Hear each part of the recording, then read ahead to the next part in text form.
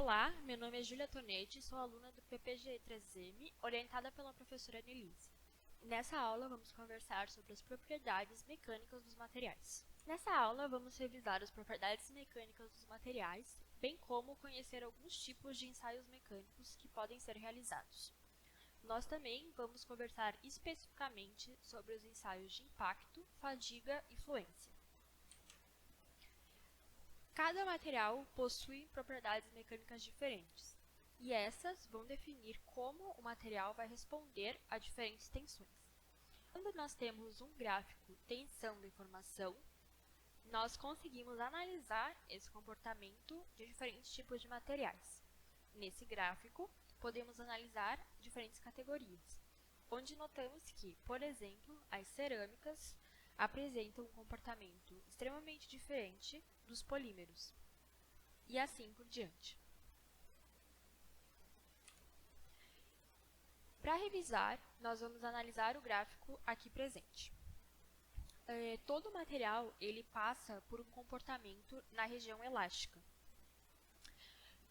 onde o material ainda sofre com tensões, mas pode voltar ao seu estado original. Todo material também vai apresentar um limite de escoamento, que é relativo ao quanto esforço o material pode ser submetido sem sofrer ruptura. Algumas características de material, como os metais, passam pela região do comportamento plástico. Nessa região, o material ele não volta mais ao seu estado original, até que, por fim, ele sofre ruptura, podendo passar ou não pela área de fricção. A partir de um gráfico de tensão e deformação, nós podemos coletar dados como a tensão de ruptura e o limite de resistência que o material possui. Quando o material é submetido a um excesso de tensão superior ao que ele aguenta, ele sofre uma fratura ou uma ruptura. Alguns materiais podem sofrer uma fratura dúctil, que é nesse primeiro caso aqui. Nesse caso, o material vai sofrer uma deformação antes de romper completamente, dando à fratura esse aspecto alongado.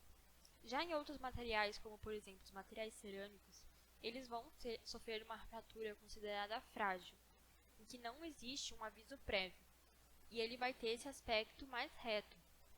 Em alguns casos, quando a fratura é uma mistura dos dois casos anteriores, diz-se que ela é uma fratura intermediária. Nessa primeira imagem, a gente pode ver como é a cara de uma fratura dúctil. E ela apresenta, como é possível notar, uma espécie de alongamento do material, antes de romper. E a fratura frágil é mais reta e mais polida, de certa forma. Quando nós queremos avaliar as propriedades mecânicas de um material, nós partimos para a classificação deles a partir de ensaios mecânicos. Quando nós queremos avaliar a integridade do material, nós podemos fazer ensaios destrutivos ou não destrutivos. Já em relação à velocidade da aplicação de carga, nós podemos ter ensaios elásticos, dinâmicos e de cargas constantes. Os ensaios estáticos são os que a carga é aplicada lentamente no corpo de prova. Os mais comuns são os ensaios de tração, como nessa figura 1 aqui. Também existem os ensaios de compressão, torção, flexão e dureza. Na parte embaixo do slide, nós temos um link com um vídeo explicativo de um ensaio de flexão de 4 pontos, que é o mesmo dessa imagem da figura 2 aqui. Para quem tiver interesse em conhecer mais a fundo esse tipo de testes, esses ensaios eles são muito comuns em concretos e argamassas. Os resultados apontam as tensões de escoamento de cada material. Os ensaios considerados dinâmicos são aqueles em que o material é submetido a uma carga rápida, como o ensaio de impacto, por exemplo, ou de uma carga cíclica, como o ensaio de fadiga. Já os ensaios considerados constantes são realizados com cargas que são aplicadas por um período de tempo longo, como o ensaio de fluência. Agora, nós vamos ver esses 3 ensaios detalhadamente. Começando pelo ensaio de impacto. Ele é um ensaio dinâmico em que o material é submetido a vários esforços repetidos em um tempo curto. Esse ensaio serve para determinar se os materiais sofrem fraturas do tipo frágil, de forma abrupta.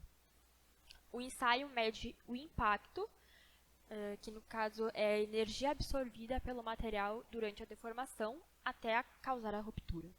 Aqui estão listadas algumas normas que são utilizadas para realizar esse ensaio. Ele pode ser de leitura analógica ou digital.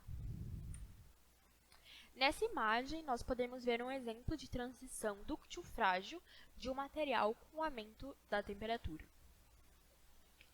Mas o que é exatamente essa transição dúctil-frágil? Ela é uma transição repetida de comportamento de um material, desde quando ele é frágil até passar a se comportar como um material dúctil, geralmente sob o aumento de temperatura. O material que antes se rompia de uma forma repentina, como por exemplo nas cerâmicas, ele vai começar a se romper de forma dúctil. Em cerâmicas, esse fenômeno pode ser observado em temperaturas superiores a 1000 graus ou em metais com estruturas do tipo HC ou CCC.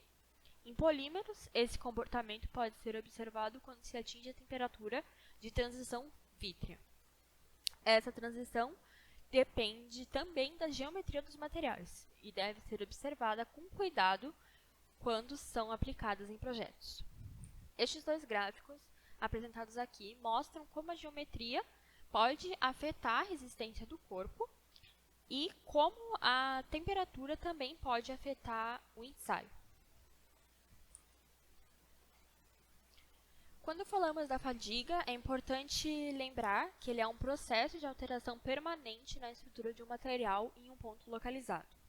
Isso vai acontecer em todas as classes de materiais quando eles são submetidos a cargas cíclicas, ou seja, cargas repetidas. As cargas cíclicas podem resultar em trincas ou em fraturas completas após um determinado número de ciclos de carga. Alguns fatores que influenciam a vida do objeto em fadiga. Nós temos, por exemplo, o tratamento superficial, como é o caso do jateamento e do polimento. Essas técnicas elas são utilizadas para aumentar a vida do material. A geometria também é uma grande influenciadora, pois as descontinuidades ou os cantos agudos acumulam mais tensões do que as superfícies lisas e levam a fadiga mais rápido. Porém, a maior influência de todas é a tensão, a qual o material será submetido. Quanto maior a carga e maior o número de ciclos de carga, mais rápido o material falhará por fadiga. Nessa imagem, nós podemos ver como aconteceu a propagação de uma trinca de fadiga. Ou seja, a repetição de cargas acabou fazendo com que o material se rompesse neste ponto. Quando nós vamos realizar um ensaio de resistência à fadiga, nós temos que submeter o material a tensões cíclicas inferiores ao limite de escoamento do mesmo. Um exemplo mostrado aqui é o ensaio de fadiga por flexão rotativa, como podemos ver nessa imagem aqui. Caso tenham interesse, nesse link abaixo temos um vídeo que mostra como é esse processo experimental.